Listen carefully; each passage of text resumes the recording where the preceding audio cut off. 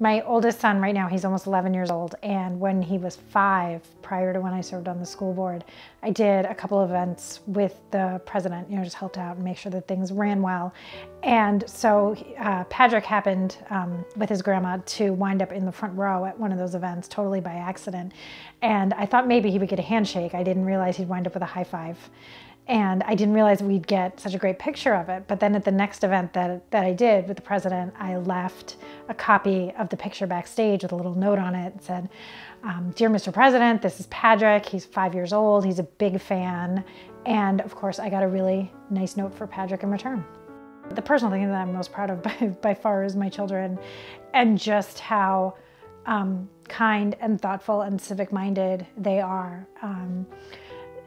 I like to take them out canvassing with me, and when we go door to door, we have great conversations with neighbors that they participate in, but then also between the doors, we have these really, really interesting conversations, and sometimes it's about architecture or urban planning, and sometimes it's about why we're walking by certain houses and not stopping at them. Somebody there isn't registered to vote or doesn't choose to vote. And having that kind of mindful conversation with a 7-year-old about why people do and don't vote, and why people feel connected with democracy or not, or maybe they're not a citizen, or it's a really it's a special opportunity, and it's fascinating to to sort of introduce that kind of idea into a kid's daily lexicon. But my kids are incredibly dedicated public stewards. They already understand that their work and my work is to make the world a better place.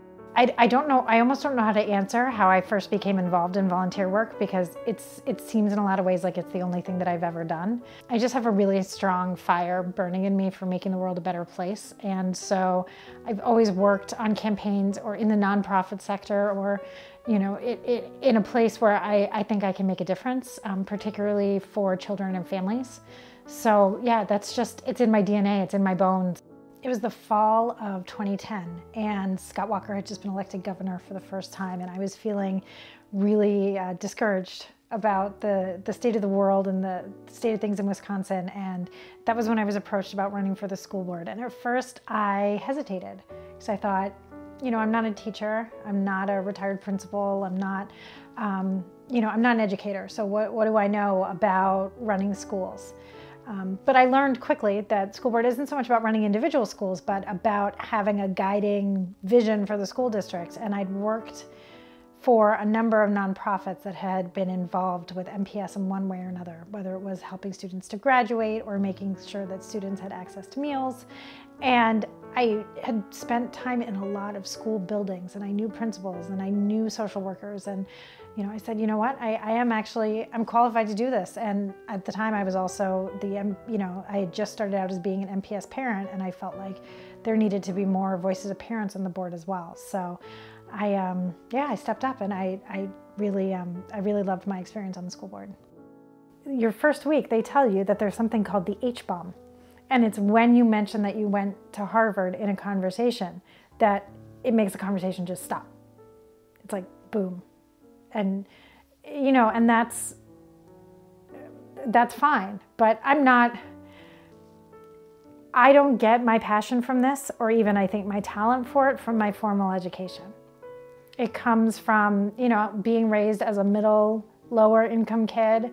My dad grew up in public housing, my mom's a nurse. My passion for this comes from my life, my experiences as a single mom. It comes from a real place of having probably a little too much empathy for the people around me, and wanting everybody to, to have their due. And yeah, not so much from book learning. One of the things I talk about a lot when I'm knocking on doors and talking to people in our neighborhoods is when you look at the size and scope of Milwaukee's problems, and you think about all of these top 10 lists we see of Milwaukee being, the worst place in America to be a Black family. When you see the rate of childhood poverty, that we have the largest achievement gap in our schools. None of us are proud of these facts, right? And then you think about the fact that the other cities that are at the top of these lists are places like New Orleans and Detroit. Now, New Orleans had a tremendous weather event that basically destroyed a third of the city. And Detroit lost an industry that, made up a good portion of America's economy in the last century.